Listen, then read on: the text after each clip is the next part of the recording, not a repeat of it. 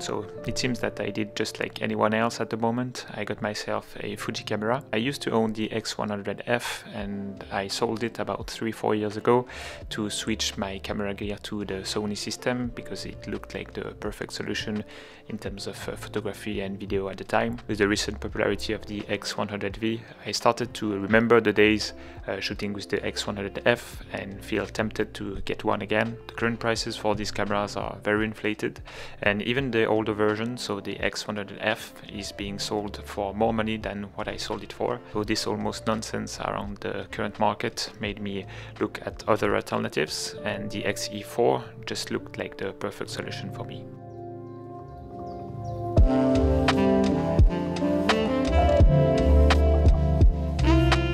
It's almost like an X100V with the possibility to change lenses.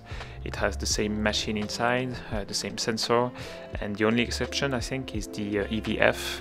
You have this hybrid viewfinder in the X100V and you only have a EVF on the X-E4. But all in all, I feel like you get more bang for your buck with the X-E4 with the possibility to swap lenses, and this is what motivated my decision. I first got my hands on it about 2 weeks ago and I shot extensively every day since then. It's gonna be more a first impressions, on-field usage type of video, but with that many hours of shooting already, I feel like a few of my thoughts I have today won't change even in the long term.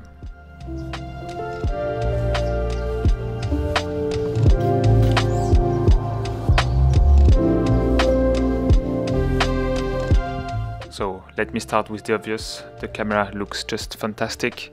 I got myself the black version with a black lens and it looks very sleek, stylish and quite discreet. This is definitely not my top priority when choosing new gear, but I really love this recent movement saying that if you like the way your camera look, even without considering the specs, you will be more likely to pick it up and shoot more often. That will ultimately lead you to making progress and expose yourself to more photography opportunities. So if you're someone who loves beautiful objects, you will definitely not be disappointed with the X-E4.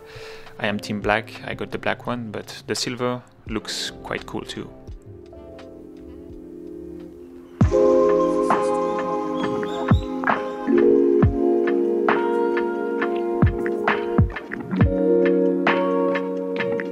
We'll keep on with a less positive point, and that is somewhat linked to the design. Coming from the A7 IV and even the Ricoh GR3, it took me quite a while to get used to the X-E4 ergonomics. It surely can be walked around, but we have to admit that it doesn't feel very easy to hold the camera while making the best use of the few buttons available on the body. Yeah, I'm not complaining about the lack of buttons or dials.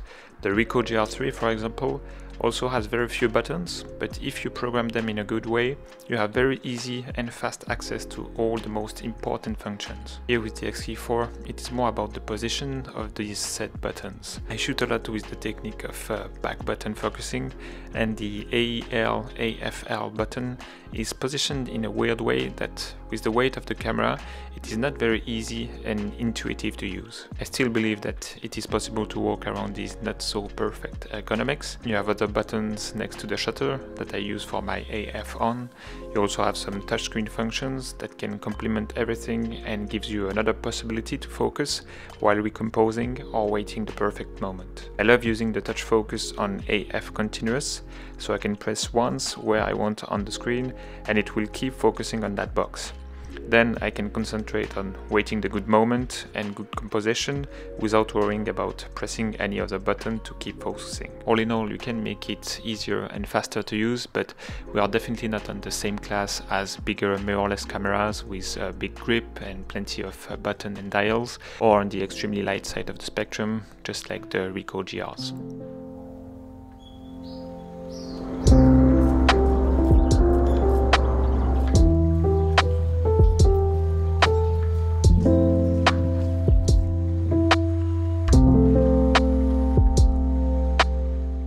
With the Fuji cameras, you can also benefit from the legendary, the ones that everyone is talking about, the Fuji colors. I think this is a valid point if you make good use of the built-in film simulation. I always shoot RAW and edit my photos, so I apply the desired profile in post in Lightroom. If you keep the default Adobe color profile, I think it will look a lot like any other camera. So if you really want to make good use of these Fuji colors, I recommend using the appropriate profiles. I love shooting with Astia. It has this softness I really like, while keeping a lot of contrast and clarity and details in the shadow areas. Obviously the colors are also fantastic, but the reds tend to shift towards a pink, and same with the tint, it's more towards magenta rather than green. So when I edit the photos and use my presets, I always adjust a little bit the reds in a way to make them look more deep, a bit more saturated, and a bit more red rather than pink. I do so using the HSL and or the calibration tool, and same goes for the tint. I would adjust the basic settings or the calibration tool.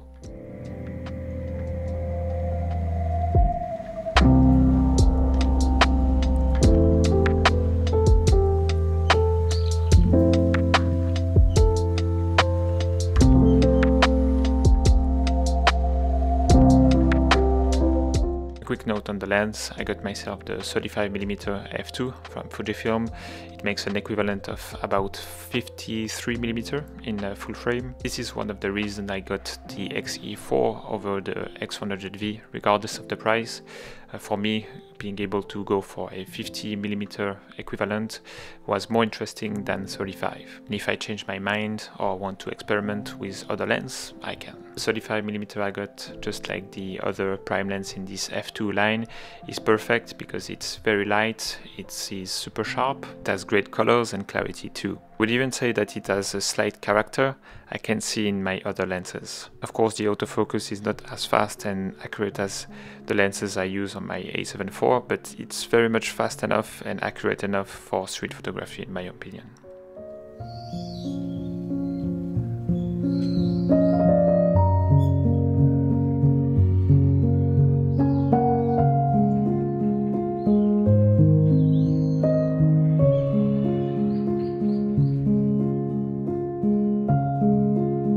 Menus are good, they are not great, they are not bad, and I think anyway with menus it's more about getting used to them and shoot a lot with the set camera. I have hours and hours of shooting with both my Ricoh GR3 and my A7 IV, and now I can't really tell which one has the best menus. I just know where things are and I can be equally fast using either of those two cameras. I'm sure it will be the same with the Fuji X-E4, but just one thing that I notice is that whenever you go in the menu, it will not necessarily remember where you were the previous time in the menu. It will always go to the section of My Menu. So yeah, that's one thing to keep in mind. I would recommend you using the My Menu and set a few things that you know that you want to have access to very fast.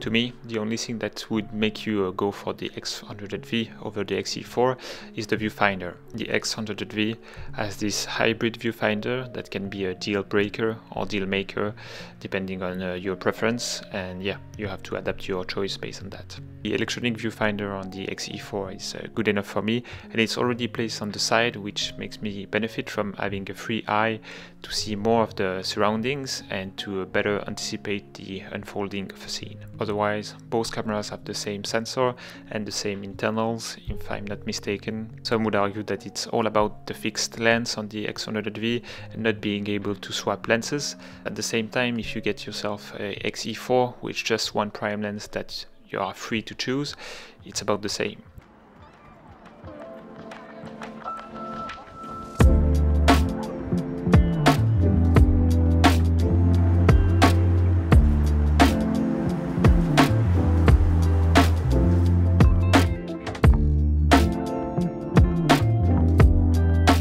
I've seen that in another video on YouTube, but it seems like the black version of the X-E4 is less well designed than the silver version. The menu and the display back button are not the best. I can compare with the silver version because I don't have it with me, but it was definitely not a deal breaker for me.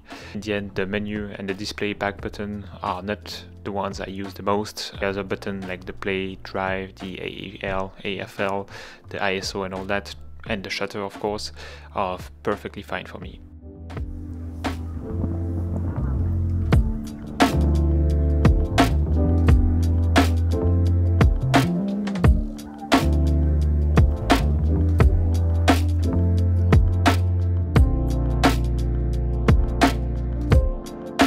I have my X-E4 fully equipped with the thumb rest and the grip, which significantly improves the ergonomics. But as I said before, even with these accessories, it took me some time and walk around to get used to the camera. Fortunately, the camera is very light, so my hands were not cramping or my neck was not hurting when carrying my camera the whole day. In a previous video I said that I was not using camera straps, but I have to admit that I changed my mind. When the camera is light enough and balanced in a way that makes it stand right on your chest or belly, it is indeed very comfortable to use a strap. With the tiny 35 prime lens and the light camera body, I felt like I can carry it forever, and this will definitely lead me to take it out more often, I think. Plus, it looks very cool, so even if I'm not shooting, it will complement my style.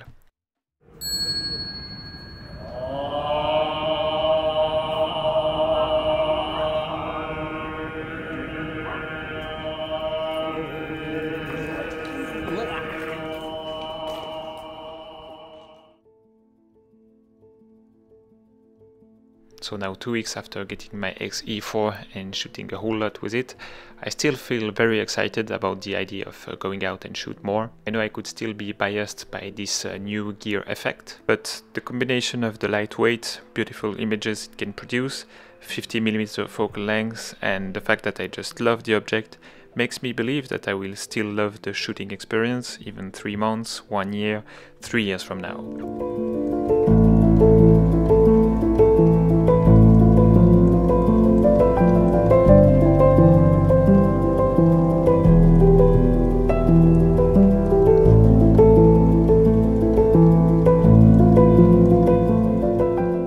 That's gonna be it for this first impression videos, and yeah, I can tell you that more X-E4 content will follow, and I hope you're excited for that. And yeah, I wish you a very nice day. Let's catch up in the next one. Bye.